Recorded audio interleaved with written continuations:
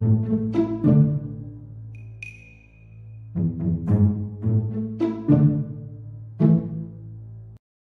acho muito legal porque quando às vezes eu dou muito enfoque nos meteoritos, né, as pessoas não conhecem muito, porque hoje em dia, tipo, você precisa ter um meteorito muito grande, tipo aquele da Rússia em 2013, para dar notícia global, senão as histórias se perdem e tem muitas histórias legais, muitas histórias engraçadas. Existe toda uma classe de quedas de meteoritos que a gente chama de meteoritos Hammers, né? Que são aqueles que acertam coisas feitas pelo ser humano. Então, meteoritos já caíram em carros, em navios, em casas, e meteoritos acertando caixas de correio. Qual é a probabilidade? Mas existe, né? O correio interplanetário. As pessoas perguntam se pessoas já morreram com quedas de meteorito. Bom, existem relatos históricos, mas que a gente não consegue comprovar. O único caso que foi comprovado foi dessa pessoa, essa coitada dessa mulher, chamada Anne Hodges, no Alabama, que foi atingido por um meteorito. Ele atravessou o teto, bateu na parede e ricocheteou na lateral do corpo dela. Isso não é queimado, isso não é fogo, isso é um roxo, né? Como a gente fala, né? Concussão, como é que não sei qual é o nome certo, é quando você bate e fica arroxado, né, por causa da pancada. E isso porque ela deu sorte porque o marido dela dormia do lado dela, né, mas ele tinha levantado mais cedo, alguma coisa assim. As pessoas perguntam também sobre mortes de animais. Bom, tirando todas as espécies mortas pelos grandes impactos, a gente tem alguns meteoritos que são considerados possíveis assassinos. Por quê? Novamente, é muito difícil a gente comprovar. Existe a história de um meteorito que caiu no Brasil, no Rio Grande do Norte, que teria matado várias cabeças de gado. Mas não se tem prova disso. Uma história muito famosa é o meteorito Nakla, que caiu no Egito em 1911, que teria matado um cachorro de um pastor. Mas nunca foi se comprovado. Mas é interessante porque é um meteorito marciano, né? Então você imagina você ser morto por uma pedra saída lá de Marte, né? Tem muita mira. Mas, como eu falei, não se tem comprovado. O único caso considerado comprovado é o caso de uma vaquinha na Venezuela, em 1972. E a história é bem interessante, que tinha um fazendeiro, praticamente morava sozinho. Aí um amigo dele veio visitar, eles foram beber, começou a chover, os dois ficaram bêbados, acabaram dormindo bêbado lá enquanto chovia, raios e trovões, etc.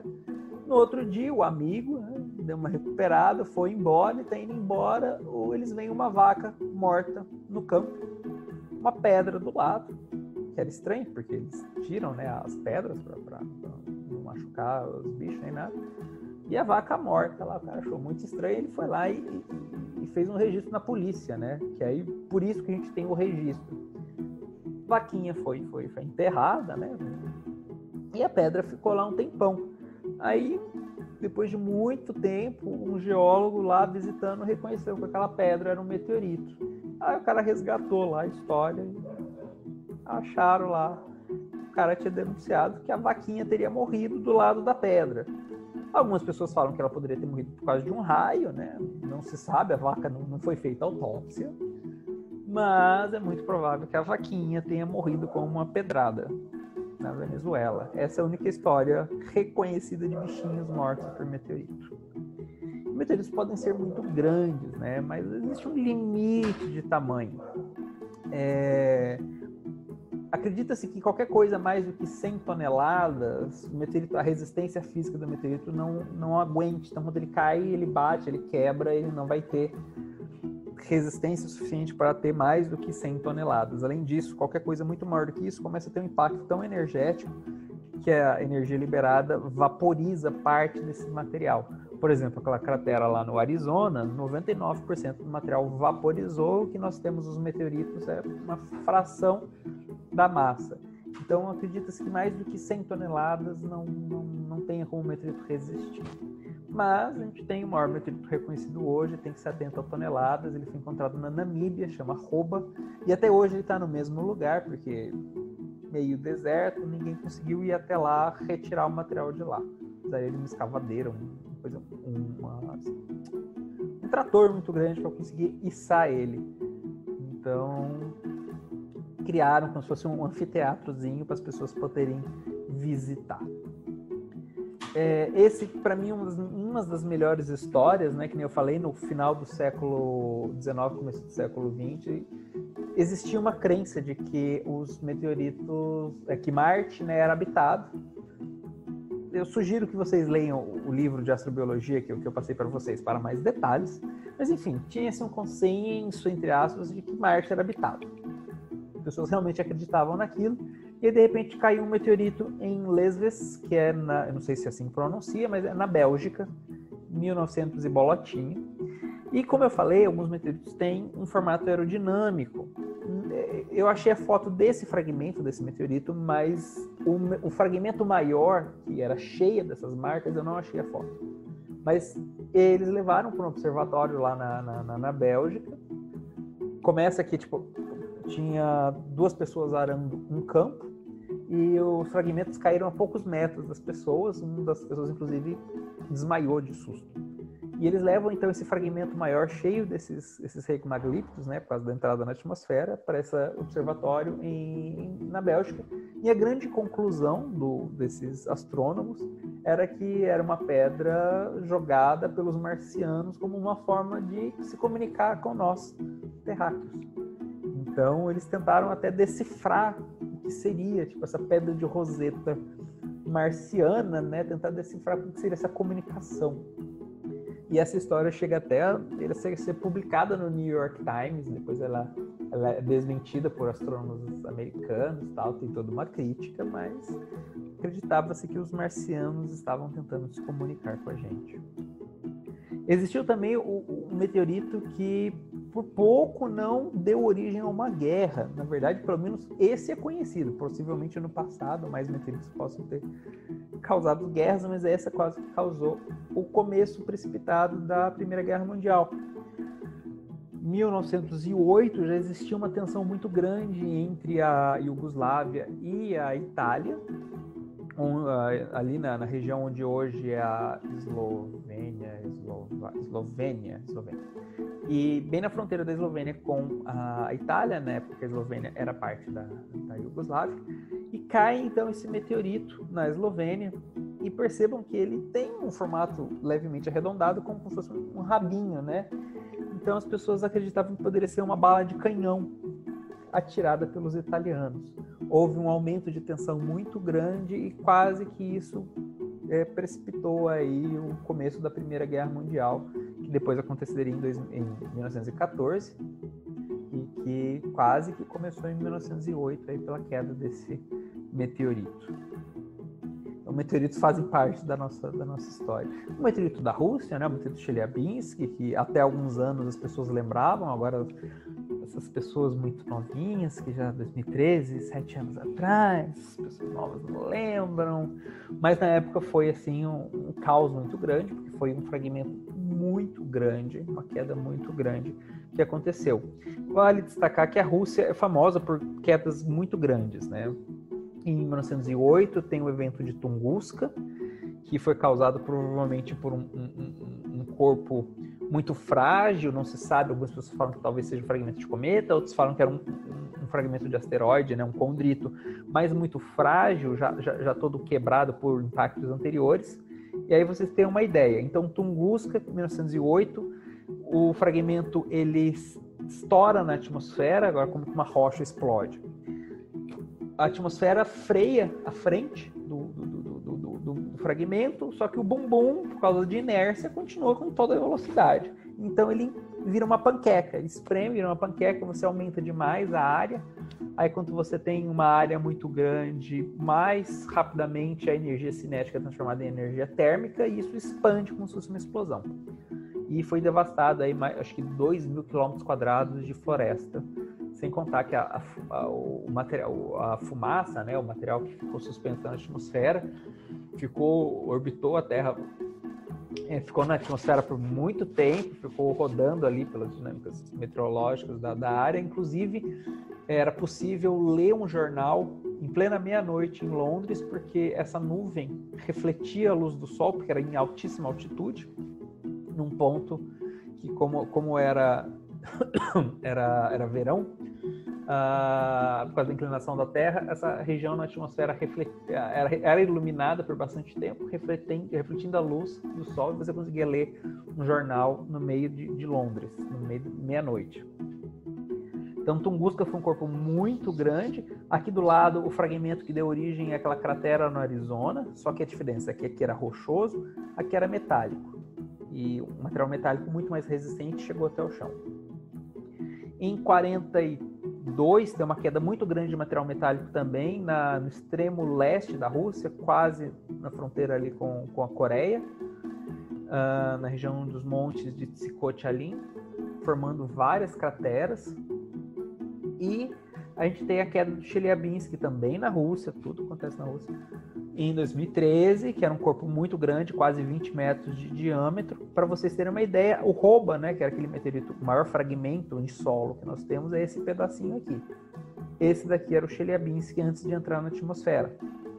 E o maior pedaço que sobra no Chelyabinsk é uma meia tonelada da pontinha que não se fragmentou. O Chelyabinsk, ele sofre um efeito parecido com o de Tunguska, né? Ele empanqueca e isso libera muita energia, mas um pedaço significativo ainda sobra. Tunguska não sobrou.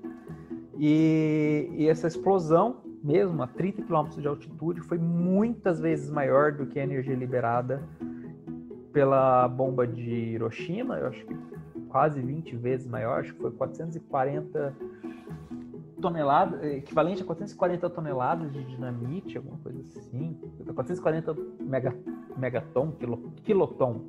quilotoneladas de dinamite, quase 20 vezes mais do que a bomba atômica de Hiroshima. Só que como foi muito alto, essa energia se dissipou, mas ainda assim a onda de choque, porque essa explosão acontece quase em cima da cidade de Chelyabinsk, que é uma cidade grande, talvez no tamanho de uma Campinas, você tem uma onda de choque destruindo as coisas. Então você imagina, você vê um brilho muito forte, você corre para ver o que é aquilo na janela, e aquela onda de choque demora para chegar, né? E de repente você leva uma pancada de uma onda de choque que estilhaça vidraças. Isso ocorreu em fevereiro, então em pleno inverno. Então você tem todas as casas sem vidro na janela, todo mundo morrendo de frio, pessoas levando cacos de vidro no rosto, né? Então foi mais de 1.200 pessoas feridas pela explosão, não pelos fragmentos.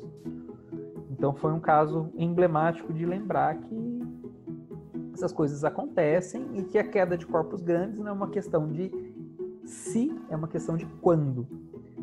E 20 metros é um asteroide muito pequeno, a ponto de que a gente não conseguiu nem detectar. Então, asteroides de meio quilômetro, 1 quilômetro, a gente consegue detectar até com uma certa facilidade, mas 20 metros e é uma coisa perigosa. Alguns casos brasileiros, mais famoso é o Bendegó, encontrado em 1784, na Bahia, no sertão da Bahia, na cidade de Monte Santo, mas que o município foi dividido e hoje o município atual chama Uauá. Ele tinha 5,36 toneladas, ele foi descoberto numa época que nem se sabia que meteoritos realmente poderiam vir do céu, né, do espaço. Falei, a identificação ocorre no final do século XVIII, começo do século XIX. Mas acreditava-se que talvez ele fosse rico em metais, pudesse ser rico em prata. A descoberta foi interessante porque assim, era um garoto que foi atrás de uma res que fugiu pro sertão. Ele estava procurando essa res e ele encontra essa pedra de cor totalmente diferente, né, muito pesada, chama atenção. As pessoas tentam levar isso para algum local que eles pudessem explorar esses metais. Só que em 1784 não se tinha uma tecnologia tão acessível para poder carregar 5 toneladas de metal. Eles colocam num carro de boi e logo, pouco depois, assim, alguns metros depois, eles chegam numa descida, os bois não conseguem frear, literalmente o carro atropela os bois, botou o carro na frente dos bois e o carro despenca num riacho chamado Riacho Bendegó, onde ele fica lá dentro do rio por muito, muito, muito tempo. As pessoas usavam ele para tomar sol, para pular dentro do rio, etc. Depois de muito tempo, já no século XIX, a história dessa pedra chega até os ouvidos do Dom Pedro II, quando ele está numa reunião da Sociedade Científica da França. E ele fica sabendo disso, fala, não, eu preciso recuperar esse material, que provavelmente é um meteorito. E ele contrata o pessoal para poder fazer a recuperação desse meteorito. Então, cria-se um carro de boi muito mais resistente, com sistemas de frenagem e adaptado para trilhos. Então, você conseguia montar pedaços de trilhos na frente do carro de boi para regiões muito inclinadas e que você controlasse as rodas para frear e não ter acidentes assim. Ainda assim, alguns acidentes aconteceram, o meteorito caiu algumas vezes. Foi uma jornada de, acho que 100 e tantos dias, alguma coisa assim, até com uma velocidade inferior a 1 km, média inferior a 1 km por dia, até chegar na estação ferroviária mais próxima, onde ele é transportado pro trem que leva até Salvador. E em Salvador ele fica exposto por um tempo. Ele é colocado num vapor, e esse vapor leva pelo mar esse meteorito até o Rio de Janeiro, onde ele é exposto no Museu Nacional e vira um grande orgulho do Dom Pedro II. O Museu Nacional ficava em outro prédio. Aí depois, com a queda do Império, cria-se o Museu Nacional onde é atualmente, ele é transportado e ficava na entrada do Museu Nacional em pilastras de mármore que foram construídos para ele até o incêndio. E ele sobrevive ao incêndio, porque ele é metal, apesar de que a temperatura pode ter alterado um pouco aquelas figuras de Timastaten do interior dele, mas ainda assim ele sobrevive ao incêndio. Então, a grande epopeia do Bendegó continua até hoje. O Brasil, aqui eu estava com 77, eu esqueci de atualizar, mas hoje a gente já tem 80 reconhecidos e, que eu saiba, mais uns 5 ou 6 ainda sendo estudados.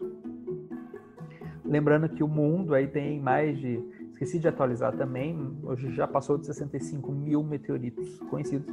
A maior parte vinda dos desertos, né? Então, o deserto de Saara aí tem dezenas de milhares de meteoritos reconhecidos. A Antártica tem dezenas de milhares de meteoritos reconhecidos. Mas os países que mais têm meteoritos reconhecidos é os Estados Unidos, porque existiu todo um trabalho de divulgação no começo do século XX, principalmente por causa aquela cratera do Arizona ser a primeira cratera de impacto reconhecida. Depois vem grandes divulgadores de meteoritos, entusiastas de meteoritos, principalmente Oscar Monning ou Harvey Hallow Nininger, que saem pelo interior dos Estados Unidos falando, gente, se vocês têm meteoritos aí, vocês têm rochas diferentes, me mostrem que pode ser meteorito. E ele recupera muitos meteoritos. Trabalho que hoje, entre aspas, é feito aqui no Brasil pela professora Maria Elizabeth Zuccolotto, que eu acho que por si só já recuperou mais de 30 meteoritos brasileiros. Ainda estamos longe dos Estados Unidos, tem muito meteorito perdido por aí, e quem vai a campo pode estar trombando sempre com meteorito. Como eu falei, eu esqueci de atualizar, não são 77, já são 80. E 2020 foi um ano muito bom. O Brasil teve, assim, geralmente os meteoritos encontrados no Brasil são ou geólogos que encontram meteoritos metálicos durante prospecções, principalmente em Minas Gerais, onde você tem grande número de geólogos, ou quando você tem uma queda e atinge alguma coisa, por exemplo, uma casa, alguma coisa assim, e isso faz alguma fama. Então, isso vai de uma maneira incipiente, tendo os meteoritos recuperados no Brasil até 1991, quando é a última queda. E aí passa a ter um hiato aí de quase 20 anos, até 2010, quando a queda de um meteorito reacende o assunto no Brasil, na cidade de Varriçai, norte do Rio de Janeiro. E aí, a partir desse momento, com o reacendimento da importância dos meteoritos, inclusive tem um episódio da Grande Família, que é sobre meteoritos. Então, volta-se a ter um olhar novamente aos meteoritos, desenvolvimento das redes de monitoramento, como a Bramon, as redes sociais, onde as pessoas filmam os meteoros, podem filmar e fotografar os meteoritos. Então, assim, tem meteoritos recuperados através de redes sociais. Eu fiz a classificação de um meteorito através da recuperação de meteorito por rede social. Muita coisa é postada. Eu tenho amostras aí que estão vindo pelo correio para a gente testar se pode ser meteoritos ou não. Eu consegui ajudar a recuperação de um meteorito que foi encontrado lá no México. Então, assim, as redes sociais barateamento das câmeras de filmagem, as fotos, compartilhamento de fotos, mas essa propaganda dos meteoritos voltarem a ter espaço nas notícias, né, principalmente a partir de 2010, faz com que a gente tenha muitos meteoritos. Então o Brasil está tendo pelo menos uma queda a cada 2 anos. E 2020 já superou as expectativas, tivemos 2 quedas confirmadas, uma em Santa Filomena, em Pernambuco. Inclusive essa foto do fragmento de Santa Filomena, ele foi pesado em 38 quilos, mais de 50 quilos de material foi recuperado. Chamou bastante atenção, inclusive a questão lá da proposta de lei. Em Tiros, a gente filmou a passagem do meteoro na Bramon. O fragmento só foi encontrado vários meses depois, mas a gente conseguiu determinar de que ele foi encontrado onde era esperado os fragmentos de meteorito, e a crosta muito bem preservada indica que realmente ele caiu dia 8 de maio. Deixo ali um link, depois se vocês quiserem ver os vídeos de divulgação da Bramon. Recomendo o canal, tem o link também do canal da Bramon, acho que está desatualizado, acho que eu não coloquei o link novo, mas se você colocar Bramon nas redes sociais, você pode ver os grupos no Facebook, Instagram, Twitter, YouTube, e a gente tem os vídeos desses eventos. Então estamos ajudando aí a voltar a recuperar meteoritos no Brasil. E eles, assim, a professora Zuccolotto, né, André Moutin, que é um comerciante brasileiro, inclusive eu deixo depois o site dele se vocês quiserem comprar meteoritos, a pessoa que achou o fragmento, e 2 comerciantes estrangeiros, Mike Farmer, talvez um dos maiores comerciantes da história de meteoritos. Eu falei, movimenta a economia, teve um aporte de dinheiro muito grande na cidade, pessoas comprando motos, etc., reformando a casa para os pais, etc. Então, meteoritos tem esse interesse social também. Aí eu falei o meteorito que talvez tivesse matado uma vaca acho que não lembro quantos, mas teoricamente teria matado algumas cabeças de gado no Maranhão, no Rio Grande do Norte, desculpa, em 11 de novembro de 1836, que é a primeira queda testemunhada do Brasil. E, assim, regiões amazônicas têm poucas quedas registradas, por causa da floresta, que atrapalha a recuperação, mas ainda assim tem meteoritos encontrados no Pará, por exemplo, o Serra Pelada, o Parauapebas. Os meteoritos geralmente ganham o nome do local onde ele é encontrado, então a gente tem alguns nomes bizarros, que nem Varriçai. O meteorito caiu no município de Vicência, mas no bairro de Borracha, quase virou meteorito Borracha. Eles optaram por chamar meteorito de Vicência. Então, assim, tem o nome das cidades, ganha o nome, fica eternizado nos meteoritos. Então, se encontrar meteorito no município, ele ganha o nome do município, que é legal. Então, às vezes, você está lá na prospecção paleontológica, você encontra um meteorito, de repente, você tem uma espécie nova e um meteorito novo para a cidade. Aqui no estado de São Paulo, por exemplo, a gente são 5 ou 6 meteoritos, que são Buritizal, cidade de Buritizal, São José do Rio Preto, Havaiandava, Marília e, mais recentemente, Porangaba, que é a última queda do estado de São Paulo. Eu, particularmente, sempre gostei muito do meteorito Marília, porque ele é um meteorito que caiu em uma cidade vizinha da minha, 30 quilômetros de onde eu nasci, ainda que mais de quase 30 anos antes de eu nascer. Então, dada a importância astrobiológica, importância histórica, social, curiosidade, fiquem de olho, às vezes vocês podem trombar com meteoritos ou estudar meteoritos, dependendo do que seja a sua linha de pesquisa, aí, astrobiologia, meteoritos, paleontologia, etc. Se vocês quiserem comprar meteoritos, vocês podem comprar, você pode ter uma rocha de Marte ou da Lua em casa. Eu tenho meu pingentezinho de rocha lunar, eu acho que ele é muito legal. E aí eu deixo para vocês, vou compartilhar com vocês a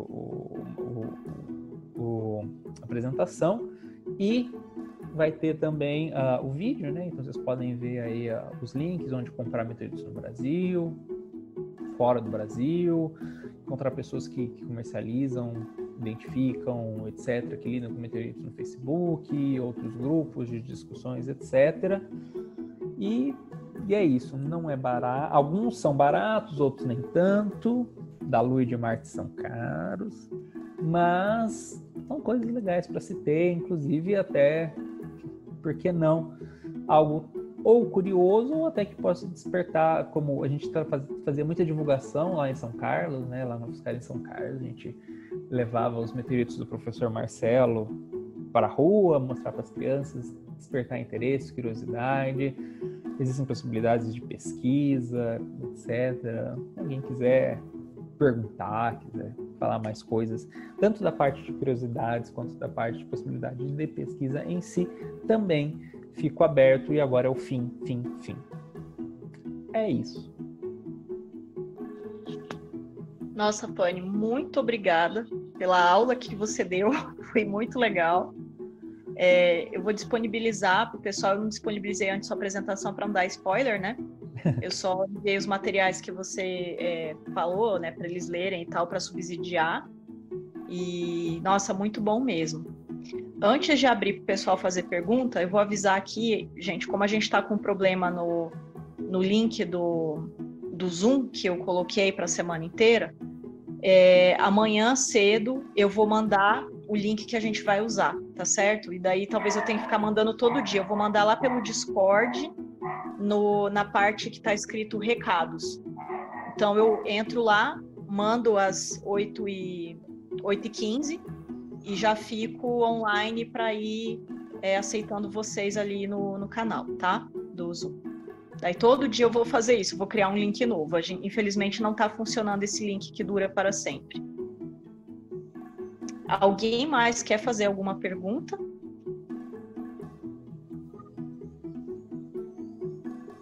Na verdade, eu fiquei curioso só quando o Fanny falou de levar a vida daqui para lá, para fora da Terra. E eu fiquei curioso de por que fazer isso. Então, lembra que eu comentei que para a gente poder colonizar, ter uma vida permanente, né, fora da Terra, a gente depende de criação de condições. Mesmo na ISS, a ISS tem uma vantagem que ela está a 400 quilômetros de altura. Então, assim, por mais que você tenha que subir, é a mesma distância de São Paulo para Bauru ou para Marília, aqui no interior de São Paulo.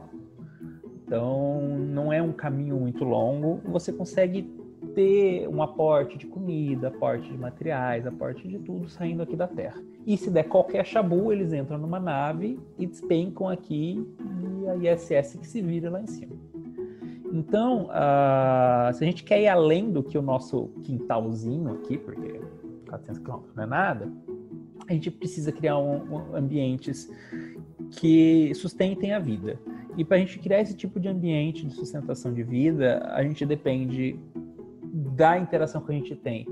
A nossa microbiota, a vida, os organismos que crescem sobre o nosso corpo. E a gente sabe por pesquisas que assim, o ambiente espacial, a ausência de gravidade, a radiação maior por chuvas de partículas, né, que a gente chama de raios cósmicos, ela interage com o material genético, fazendo com que talvez não só a gente aumente as mutações, mas também a própria regulação gênica faz com que esses organismos, às vezes, fiquem até mais agressivos. Então, você tem a criação de cepas mais agressivas. Então, você tem que ter a sua microbiota estabilizada, você tem que ter o aporte de outros organismos para poder sobreviver e para poder criar alimentos, porque não dá para ficar mandando uma nave a cada 6 meses com comida para a Lua, é muito mais caro, então você tem que produzir comida, e você não consegue produzir comida sem, tipo, você vai produzir um feijão, você precisa das micorrizas, daqueles consórcios para fixação de nitrogênio, senão a planta não vai conseguir. Então você tem que ter uma bactéria que fixe nitrogênio, mas que sobreviva numa condição lunar. A própria planta que você vai comer, ela tem que aguentar uma gravidade menor, a disponibilidade de recursos muito mais escassos. Então, a gente vai ter que depender da vida como a gente conhece para poder colonizar esses ambientes. E aí, novamente, aquela questão da geomicrobiologia, do artigo do Cockell, que fala sobre explorar essa vida terrestre lá fora para até amenizar os ambientes, purificar o ar, produzir energia, recuperar matéria orgânica, etc. Então, pensar em levar a vida para fora é para a gente poder colonizar, para a gente poder explorar, fazer a biomineração, para a gente poder... Às vezes, eu ainda penso também, claro, que tem esse lado mais, que é o que boa parte dos cientistas, como a gente, assim, pensa que fazer a terraformação em Marte, ou talvez até na Lua, né, vai dar uma amenizada na Terra, que vai dar uma folga para o planeta. Mas aí eu fico pensando também, o que não é mais provável, é que vão explorar massivamente os recursos minerais ali em Marte.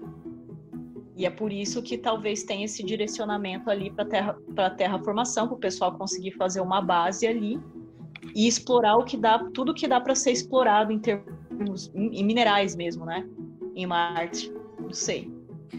E aí levanta uma coisa que, inclusive, eu achei uma discussão interessante. Quando eu fiz essa apresentação em Lavras, com o pessoal, tinha muita gente da engenharia agronômica. E aí o cara pensando assim, tipo, poxa, mas a gente desenvolvendo tecnologia para terraformar Marte, mas aqui a Terra a gente degradando.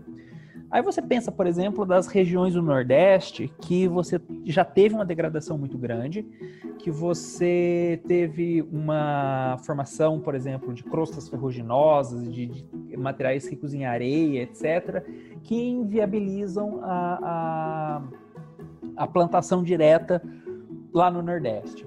Aí, de repente, você tem um tipo de consórcio de bactérias que você desenvolve para poder liberar e melhorar o solo marciano. E aí, de repente, esse mesmo tipo de consórcio poderia ser aplicado por uma condição aqui da Terra. Então, um solo semelhante a Marte poderia ser um solo que seria recuperado aqui na Terra e, de repente, você tem de novo a condição de um plantio ou de recuperação da cobertura vegetal natural num ambiente terrestre que já foi deteriorado e que passou a ter uma condição parecida com o ambiente marciano. Então, a gente nunca sabe onde essas coisas vão levar, né? O velcro, que é desenvolvido pela NASA, de repente passa a ser as roupas do nosso dia a dia. A aplicação de antiaderentes, de repente, passa a ser utilizado nas panelas. A utilização de micro-ondas para tecnologia de comunicação espacial. A gente estava falando ontem ou anteontem na aula, não me lembro, dessa questão de como que a ciência básica ela é desvalorizada e o tempo todo a gente tem que ficar provando o nosso valor, né? Então agora nós fazemos parte de um grupo muito pequeno de cientistas que está interessado em estudar a origem da vida em Marte, etc., né? Não na nossa geração, talvez daqui muitas gerações, o que talvez esteja ocorrendo em Marte seja basicamente exploração ali, né? Pro bem da nossa humanidade mesmo, né? E lá, talvez ninguém vá se lembrar de que tudo começou com as pessoas trabalhando com bioassinatura, tentando mandar a Hoover ali para Marte, não sei o quê, num esforço daquela ciência que a gente fala que é a ciência que não serve para nada, né?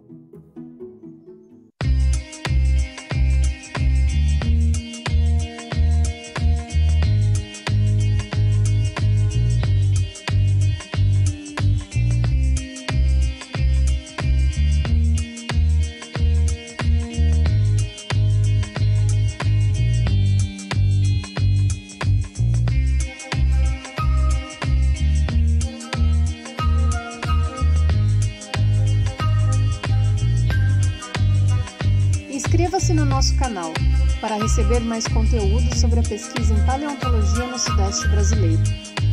Você também pode conferir o GPS em outras redes sociais, através dos links no nosso canal e em outros mecanismos de busca. Compartilhe o GPS com seus amigos e conhecidos para democratizar o acesso à informação e ciência, fortalecendo o trabalho dos pesquisadores do Brasil. Obrigada e até a próxima!